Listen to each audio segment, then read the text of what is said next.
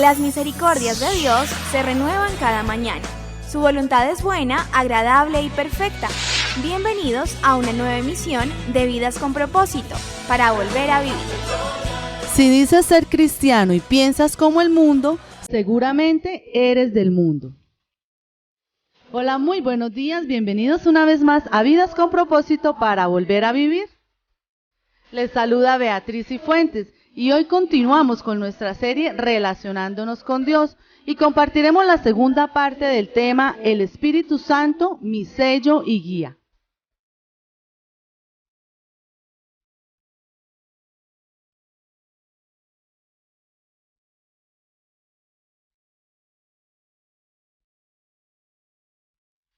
Nuestro tema de hoy, el Espíritu Santo, mi sello y mi guiador, y nos acompaña Arley García, líder de la iglesia, quien responderá a este tema. Buenos días, Arley. Beatriz, muy buenos días, y a todos aquellos que nos escuchan en esta mañana, esperamos ser de edificación para cada una de sus vidas.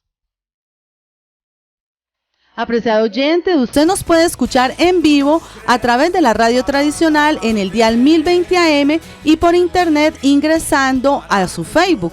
Usted escribe en el buscador de su Facebook Radio Primavera y cuando ingresa encuentra en el muro Video en Vivo. Da un clic y así podrá disfrutar de este programa y de toda la programación de Radio Primavera. Estás escuchando Vidas con Propósito, para volver a vivir. En el programa anterior vimos la primera verdad sobre cómo relacionarnos con el Espíritu Santo como mi sello y guiador.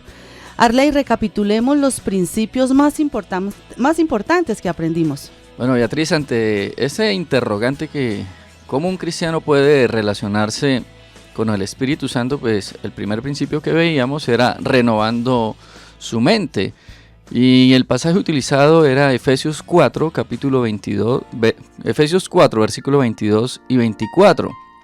Con respecto a la vida que antes llevaban, se les enseñó que debían quitarse el ropaje de la vieja naturaleza, la cual está corrompida por los deseos engañosos, ser renovados en la actitud de su mente y ponerse el ropaje de la nueva naturaleza, creada a la imagen de Dios en verdadera justicia y santidad. Y decíamos que un cristiano que piensa como un no cristiano agravia al Espíritu Santo. Y en este pasaje el apóstol Pablo habla de hacer tres acciones. La primera de ellas era quitarse el ropaje de la vieja naturaleza. La segunda, ser renovados en la actitud de nuestra mente. Y la tercera, ponerse el ropaje de la nueva naturaleza. Todo esto implicaba que la Biblia, es decir, las Sagradas Escrituras, nos dan la actitud correcta para hacer la voluntad de Dios, siendo guiados por el Espíritu Santo. Arley, leamos el texto base de este tema, el Espíritu Santo, mi sello y mi guiador, y de esta manera extraer la segunda verdad que nos quiere compartir. Efesios 4, 22 al 32 dice: con respecto a la vida que antes llevaban, se les enseñó que debían quitarse el ropaje de la vieja naturaleza, la cual está corrompida por los deseos engañosos, ser renovados en la actitud de su mente y ponerse el ropaje de la nueva naturaleza, creada a imagen de Dios en verdadera justicia y santidad. Por lo tanto, dejando la mentira, hable cada uno a su prójimo con la verdad, porque todos somos miembros de un mismo cuerpo. Si se enojan, no pequen. No dejen que el sol se oponga aún estando enojados, ni den cabida al diablo. El que robaba, que no robe más, sino que trabaje honradamente con las manos para tener que compartir con los necesitados. Eviten toda conversación obscena. Por el contrario, que sus palabras contribuyan a la necesaria edificación y sean de bendición para quienes escuchan. No agravien al Espíritu Santo de Dios, con el cual fueron sellados para el día de la redención. Abandonen toda amargura, ira, enojo, gritos y calumnias y toda forma de malicia.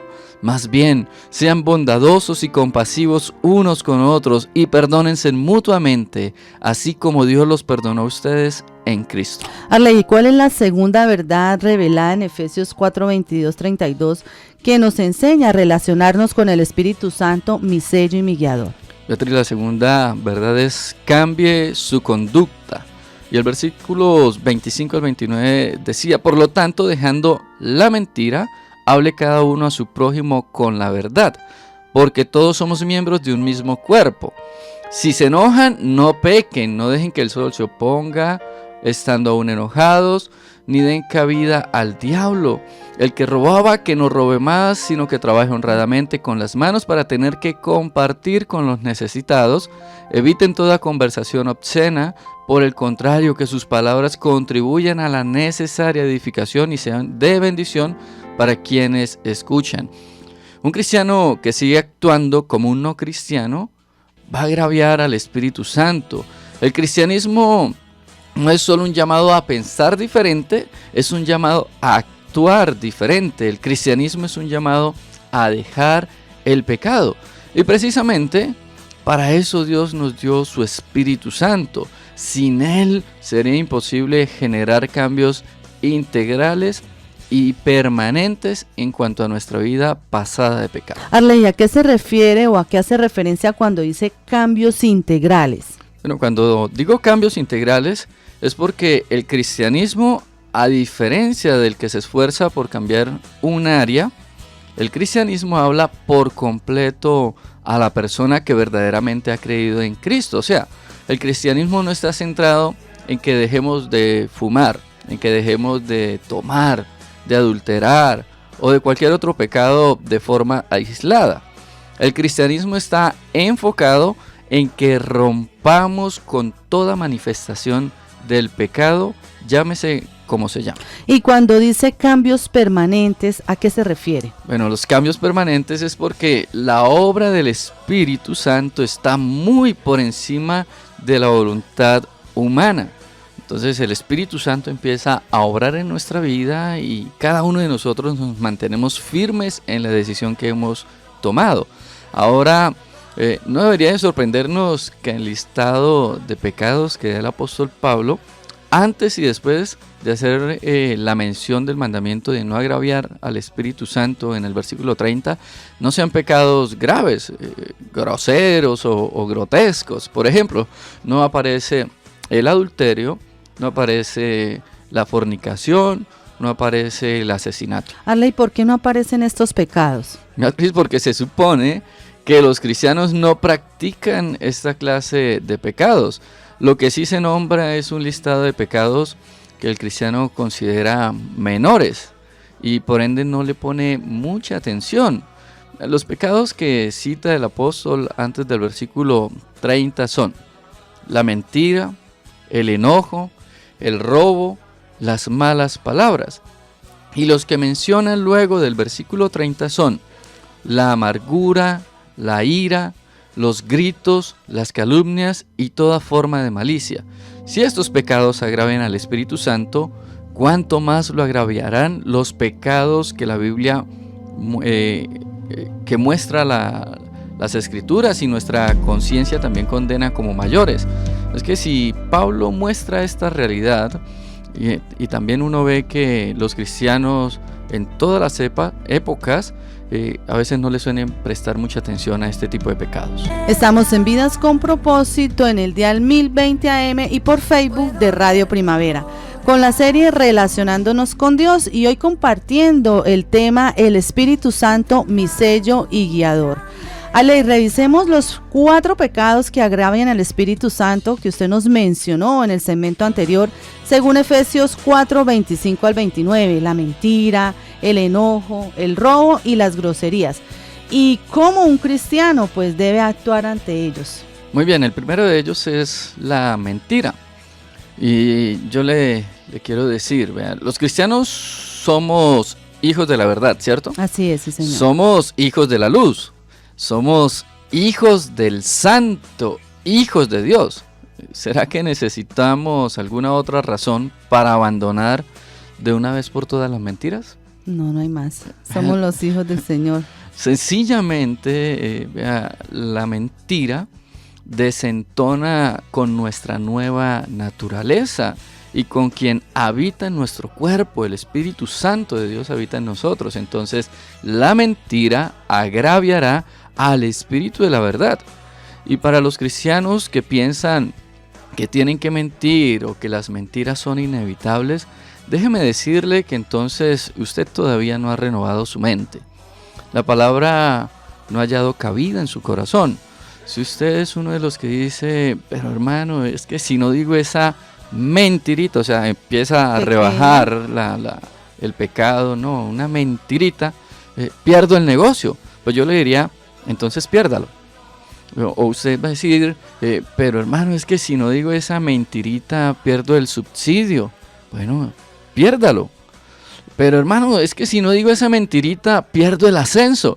Bueno, entonces piérdalo. Nos da temor perder esas cosas pequeñas y no nos da temor perder esa relación con Dios. Deshonrar al Señor. Eso sí nos da temor, pero sí pretendemos recibir lo material, recibir lo que este mundo ofrece, pero no miramos a quien estamos ofendiendo, que es nuestro Señor, y a quien estamos agraviando, que es al Espíritu Santo. En estos casos, entonces, sí aplica lo que dijo Pacho Maturana: perder es ganar. Arley, ¿cómo vencer entonces la mentira? Diciendo la verdad. No hay otra manera sino hablar con la verdad. Sin temor, la verdad sin nada de temor. ¿Sí? Exacto, sí. Arley, revisemos ahora el segundo pecado del cual nos habla Pablo. Segundo pecado que estaba mostrando Pablo era el enojo. Y el cristiano está llamado a controlar su enojo. Tiene una salvedad, pero con restricciones. La Biblia no dice enójese. Pablo, a través de la inspiración del Espíritu Santo, él escribió, si se enojan. Pablo no dijo enójense, no, él está diciendo si en algún momento lo llegan a hacer. No es una continuidad del cristiano estar en el enojo, pero seguidamente a lo que él está diciendo, él dice, bueno, si se enojan, no pequen. Es que inevitablemente, si no le damos un tratamiento adecuado al enojo, terminaremos pecando.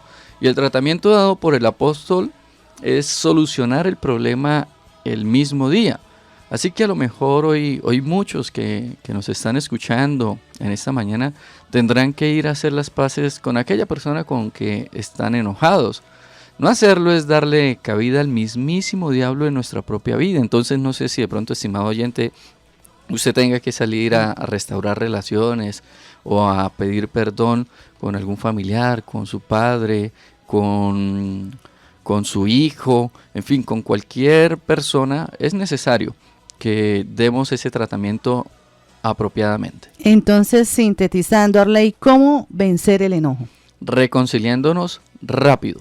Arley, ¿cómo ahora? Pues revisemos el tercer pecado, el robo. Bueno, el robo, yo creería que ese pecado no debería haberlo escrito Pablo, ¿no?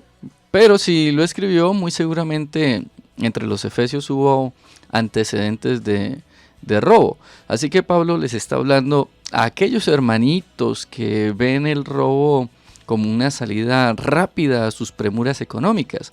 Y la solución que propone Pablo para salir del robo es bastante interesante, y es el trabajo honrado.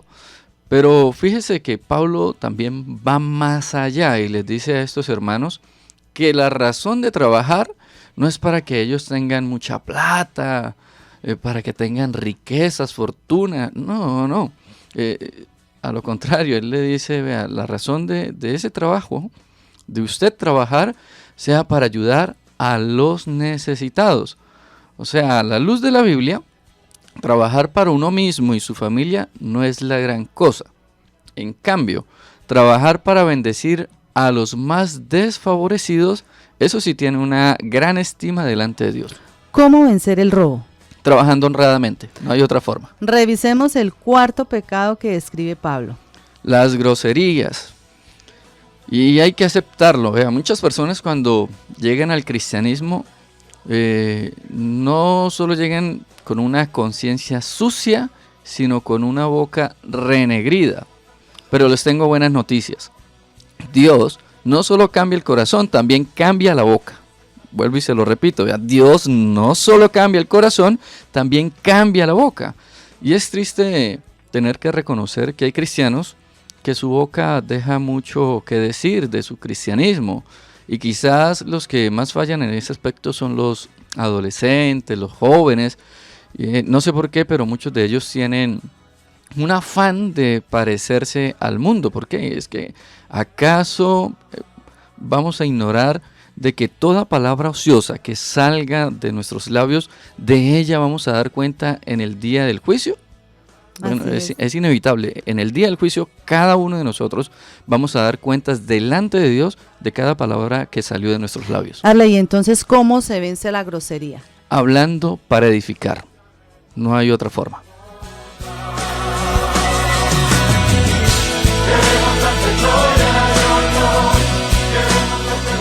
Escuchas tu programa favorito, Vidas con Propósito. Hasta aquí hemos visto dos verdades que nos ayudarán a relacionarnos con el Espíritu Santo. La primera verdad es renueve su mente y la segunda verdad es cambie su conducta. Arley, ¿y cuál sería la tercera verdad que veremos hoy en nuestro tema, el Espíritu Santo, mi sello y guiador? Sane sus relaciones. Efesios capítulo 4, versículo 31 al 32.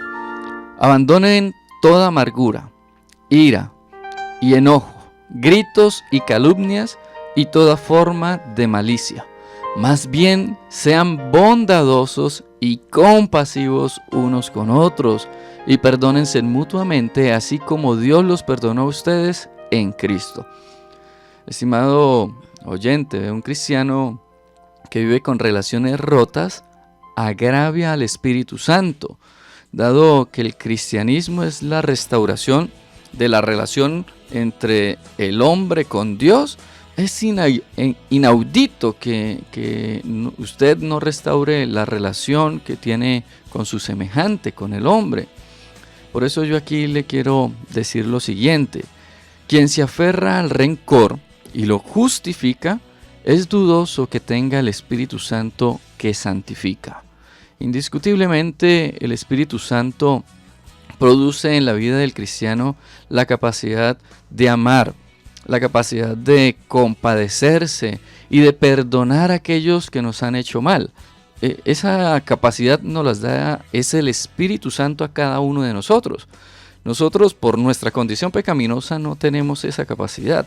Necesitamos de Dios, necesitamos de su Espíritu Santo para que de esta manera empecemos a actuar con amor, amando a los demás, compadeciéndonos de nuestro prójimo y perdonando también a aquellos que nos han hecho daño y también pidiendo perdón nosotros si hemos hecho daño a nuestro semejante. Y es que es tan normal que el cristiano pueda hacer esto, que el mismo apóstol Pablo, allí inspirado por el Espíritu Santo, se los dice a los efesios de la siguiente manera. Les dice: abandonen. Arley, ¿cómo puedo sanar mis relaciones cuando he sufrido, he recibido tanto daño? Beatriz, Pablo lo diría de la siguiente manera y ya se lo dije: abandonen. Arley, ¿y qué es lo que debemos abandonar en este caso? Bueno, Pablo allí en sus líneas, él está diciendo lo que debemos abandonar. Lo primero que él nos dice es: abandonen amargura. Y la amargura es un sentimiento duradero de frustración, resentimiento o tristeza, especialmente por haber sufrido una desilusión o una injusticia. Y como hemos visto, a veces uno ve estas situaciones o este tipo de pecados como menores, y los pasa uno a veces desapercibidos, pero vemos a veces cristianos amargados y lo reflejan en su rostro. Entonces es necesario abandonar y que el gozo del Señor empiece a obrar en nuestra vida. Lo otro que dice Pablo que debemos abandonar es la ira. Y la ira es esa condición fija o permanente de la mente. Acá lo que nos muestra, y como decía el pasaje, es necesario que cada uno de nosotros actuemos conforme a la voluntad del Señor y abandonemos este tipo de pecados. Pablo está diciendo: abandonen simplemente la ira. No es beneficioso, no honra al Señor y por eso debemos hacerlo. Lo otro que muestra el pasaje y que Pablo escribe es que debemos abandonar el enojo. ¿Y qué es el enojo? Es la explosión de ira debida a la indignación interna. Es algo ya se muestra también externamente, ¿no? Y Pablo está diciendo: si se enojan, no pequen. Es necesario. Pablo da una salvedad, pero está diciendo, un cristiano no vive en enojo, un cristiano no vive en ira, un cristiano no vive en amargura. Por el contrario, el cristiano lo que debe hacer es es dejarlos, abandonarlos. Arley, la amargura, la ira y el enojo son acciones, son pecados que debemos dejar para sanar nuestras relaciones. ¿Qué más debemos abandonar? Bueno, debemos abandonar los gritos. Los gritos es una manifestación visible de la ira por medio de sonidos desagradables. A veces es inaudible que un esposo trate a gritos a su esposa en cualquier lugar, ya sea en la casa, ya sea uno no esperaría que en la iglesia, ¿no? Pero podría pasar, pero en la calle, un cristiano no actúa de esa manera, un cristiano no actúa con gritos hacia sus semejantes, hacia sus hijos, hacia los demás. Por eso lo debemos abandonar. Debemos también abandonar las calumnias, es decir, hablar mal de alguien sin tener plena seguridad de lo ocurrido. Eso es una blasfemia. Debemos abandonar eso. Si nosotros no tenemos una plena seguridad, pues eso se llama calumnia. Y más si empezamos a hablar con otra persona que no tiene que ver, ¿sí? Con la implicada. Eso también se llama chisme. Entonces hay que tratar de evitarlo, ¿no? Y lo último que nos está diciendo Pablo que nosotros debemos abandonar es la malicia. ¿Qué es la malicia? Atribuir a otro maldad en sus intenciones o acciones.